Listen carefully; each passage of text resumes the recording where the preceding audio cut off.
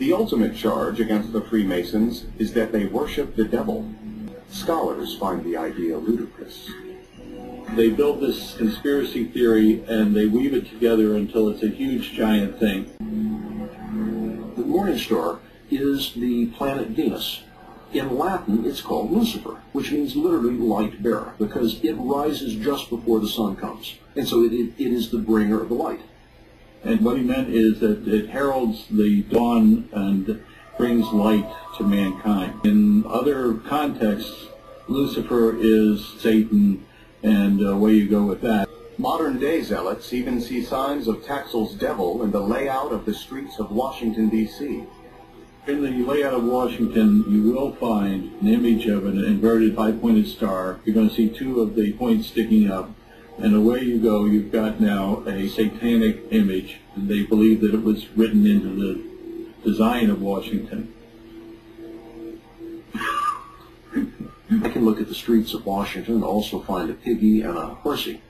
I don't think they're there. Very few rational people may truly believe that devil's face is embedded in the streets of Washington. But it all comes together.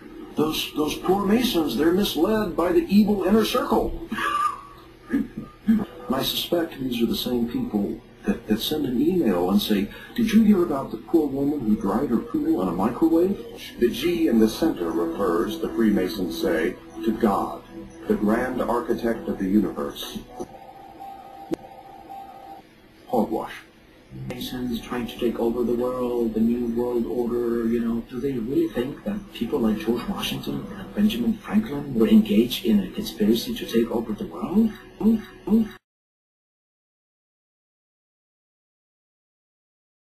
The most important founding Freemason was none other than George Washington.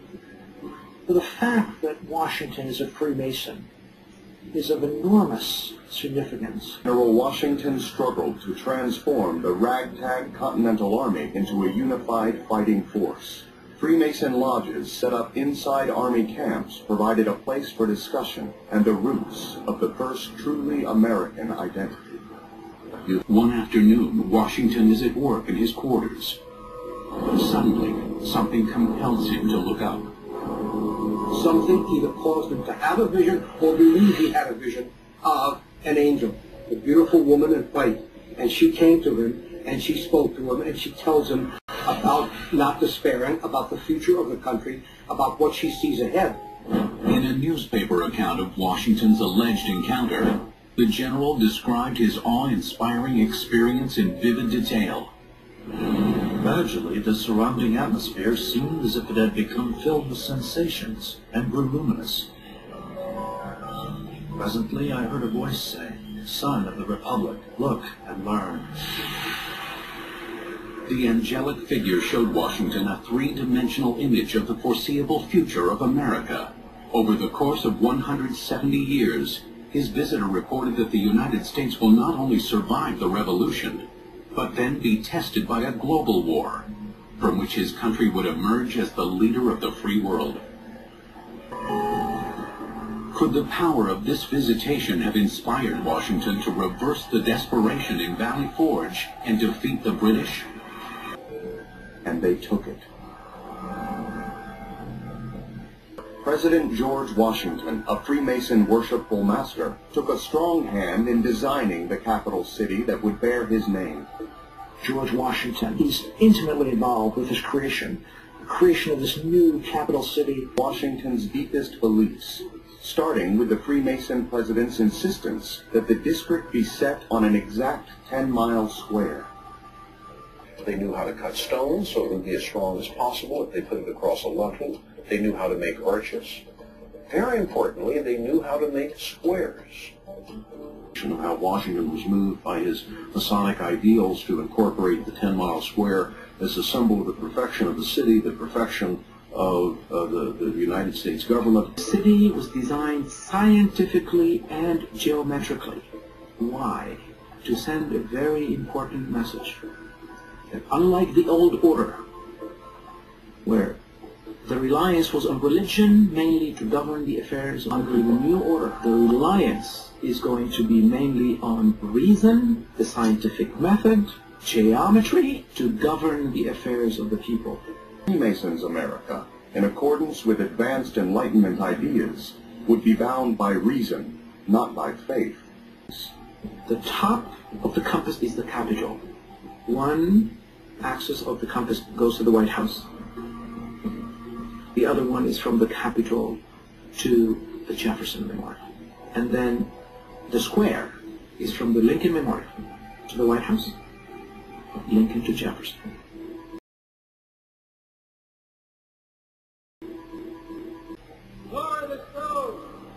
Imbued with a Freemason code or not, the nation celebrated the founding of its new capital with great patriotic fervor, and Freemasons played the central role. Washington himself, dressed in his full Masonic regalia, performs a Masonic ritual which includes libations of corn, wine, and oil. The Capitol is being a temple, the first temple dedicated to the sovereignty of the people.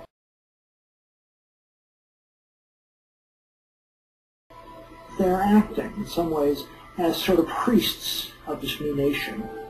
They are taking on a sacred function.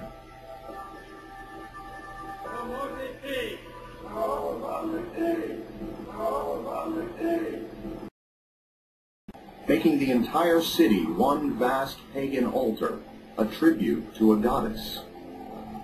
Look and learn. The theory begins with the so-called Federal Triangle, the Washington Monument, the Capitol Building, and the White House. The significance, says the theory, can be found in the stars above. Every year between August 10th and 15th, just after sunset, 3 bright stars align directly over the Federal Triangle. You'll be looking at these 3 stars, Arcturus, Regulus, and Spica. Arcturus appears above the Washington Monument, Regulus above the White House, and Spica above the Capitol. In the triangle, hovering over the city's most important buildings, shines the constellation Virgo, the Virgin Goddess. Shines the constellation Virgo, the Virgin Goddess. Shines the constellation Virgo, the Virgin Goddess. This strange annual alignment might be a coincidence. Of course it's coincidence. Or it might have been deliberately created by Freemasons like George Washington, practicing a strange and ancient religion. And from this comes this theory that the entire city of Washington was oriented toward the Virgo symbol in the sky, which would be the Virgin, which if you trace it back can be Christian in nature, which would be the Virgin Mary. But if you trace it back far enough, you get right back to the Greek goddess Minerva, or Isis, the Egyptian goddess.